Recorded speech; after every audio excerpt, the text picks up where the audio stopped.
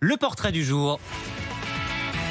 Bérengère Boquillon, aujourd'hui le portrait d'un agent double britannique. Il est mort ce week-end, George Blake. Ouais, il est mort à 98 ans de sa belle mort et c'était pas gagné pour lui parce qu'il comptait un certain nombre d'ennemis. George Blake, c'est un agent des services secrets britanniques qui va trahir son pays en pleine guerre froide. Il dira plus tard qu'il ne s'est jamais vraiment senti britannique. Il faut dire qu'il est né à Rotterdam, aux Pays-Bas, et qu'il débarque à Londres pendant la Deuxième Guerre mondiale pour fuir l'occupation allemande. Il fuit en se déguisant en moine parce qu'il fait partie de la résistance et qu'il est sur le point d'être arrêté. Il n'a même pas encore 18 ans. Il était donc destiné au service secret, visiblement, et il entre au service de Sa Majesté.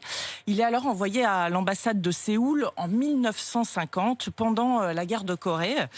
Et c'est là que tout va basculer parce qu'il assiste au bombardement de populations civiles par les Américains.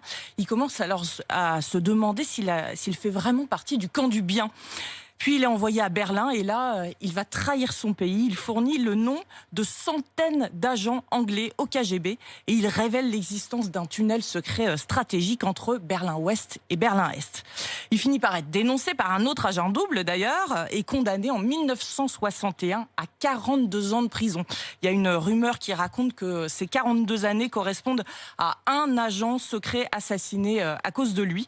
Certains spécialistes parlent de 150 à 400 agents tombé aux mains de l'URSS à cause de George Blake. Mais peu importe le nombre d'années qu'il doit passer en prison, puisqu'il s'enfuit au bout de 5 ans, alors que c'est quand même un prisonnier célèbre, une évasion à l'ancienne, pendant une séance de cinéma de la prison, aidé par ses camarades de cellule et d'une échelle en corde.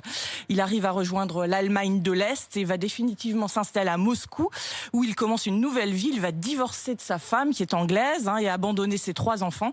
À Moscou, il est accueilli comme un héros. Il sera nommé colonel au KGB. Vladimir Poutine a salué ce week-end son courage. George Blake déclarait à la fin de sa vie: pour moi, le communisme consistait à essayer de créer le royaume de Dieu sur terre. Je n'ai jamais regretté mon choix. Un royaume de Dieu qui a quand même coûté la vie à des centaines d'agents britanniques trahis. Un personnage de roman et un scénario de cinéma. Exactement.